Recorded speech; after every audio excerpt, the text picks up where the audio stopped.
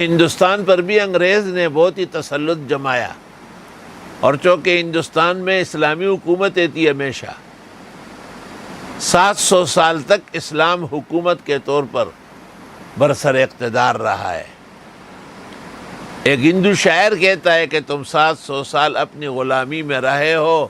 اگر یاد نہیں ہند کی تاریخ دکھا دوں۔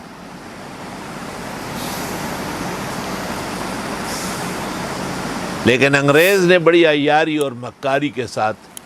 مسلمانوں کی طاقت ختم کی اور ان کی زبون حالی بڑھائی اور ان کو پائی پونے کا محتاج بنایا اور ان کو غلامیت پر مجبور کیا۔ اللہ رب العالمین نے ایسے موقع پر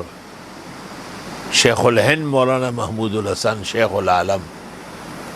مسند زمانہ اور ان کے اصحاب جیسے شیخ الاسلام شیخ العرب والعجم حضرت مولانا حسین احمد صاحب مدنی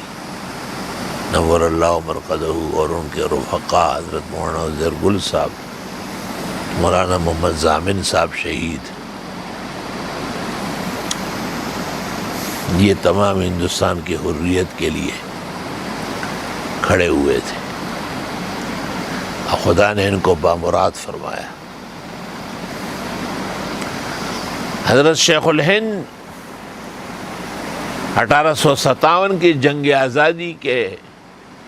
وقت غالباً 5-6 سال یا 7 سال ان کی عمر تھی، لیکن ان واقعات کو اور مسلمانوں کو جہاں جہاں جس دھوکے اور تکبر اور ظلم سے انگریزوں نے مارا تھا، وہ احوال ان کو ایسے یاد تھے جیسے چشمدید واقعہ، اور ان واقعات کا ان کی زندگی پر زبردست اثر تھا، اور وہ علوم پڑھاتے تھے ایسے کہ ہندوستان کی تاریخ میں ایسا مدرس نہیں آیا، لیکن ان کے ساتھ آپ نے اپنے شاگردوں کی وہ تربیت کی، ان کو پہاڑ کی طرح مستحکم بنایا۔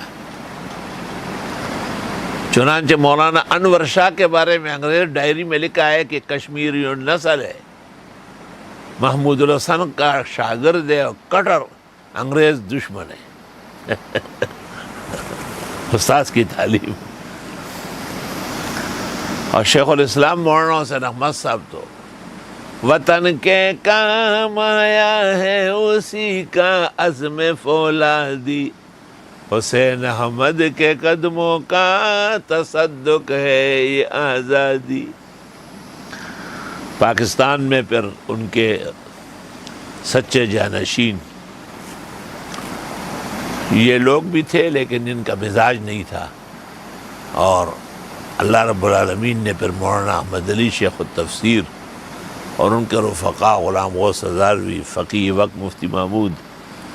استاد گرامی قدر مولانا محمد یوسف بنوری صوبہ سرحد کے امیر رہے جمعیت کے،